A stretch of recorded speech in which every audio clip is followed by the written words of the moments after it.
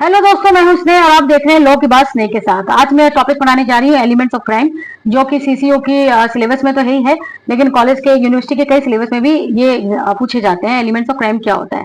और ये बहुत ही इंपॉर्टेंट पार्ट है लॉ के सब्जेक्ट्स में। तो आज मैं जो बताने जा रही हूँ वो है general principle of crime, element of crime, stage of crime, concept of strict liability, constructive liability, common intention and common object.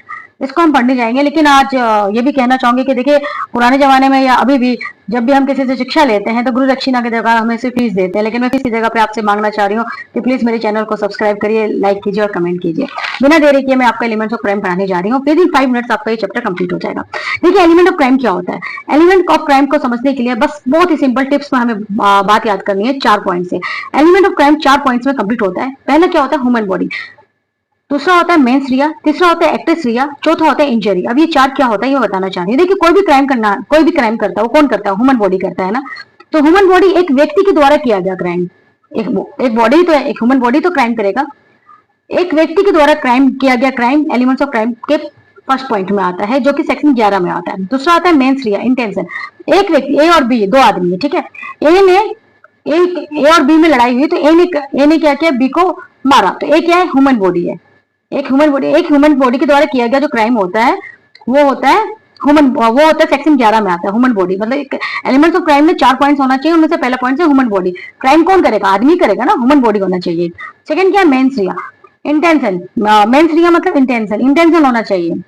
कि जैसे ए ने बी को कभी थप्पड़ मारा था तो बी के मन में ये आ गया कि भैया ए ने मुझे मारा था, मैं उसको बदला लूंगा, उसे जान से मार दूंगा। अब इंटेंशन हो गया, मुझे उससे बदला लेना है, ठीक है। ये क्या हुआ, मेंस रिया। सी क्या हुआ, थर्ड पॉइंट क्या हुआ, एक्टिस रिया। अब मन में तो आ गया कि मुझे उससे बदला लेना है, लेकिन अब मन प्लान कर रहा है, मन अपराधी होते जा रहा है।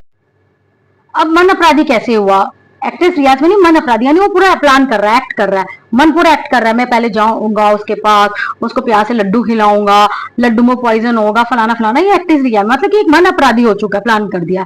चौथा पॉइंट क्या, इंजरी, यानी कि अब जो प्लान कर चुका है, सब कुछ मन अपराधी हो चुका है और वो इंजरी, अब वो जाकर उसको एक्ट कर देता है, इंजरी कर देता है, उसको लड्डू खिला देता है, जहर खिला देता है या गोली मार देता है। 4 पॉइंट्स दोबारा रिपीट कर रही हूँ। एलिमेंट्स ऑफ क्राइम में 4 पॉइंट्स होते हैं। ह्यूमन बॉडी, यानी एक बॉडी के द्वारा किया गया क्राइम होता है, एक आदमी होना चाहिए क्राइम करने के लिए। दूसरा क्या होता है, मेंस रिया, यानी इंटेंशन होना चाहिए कि भाई अब उसने मुझे मारा है, मैं उसको मारूंगा।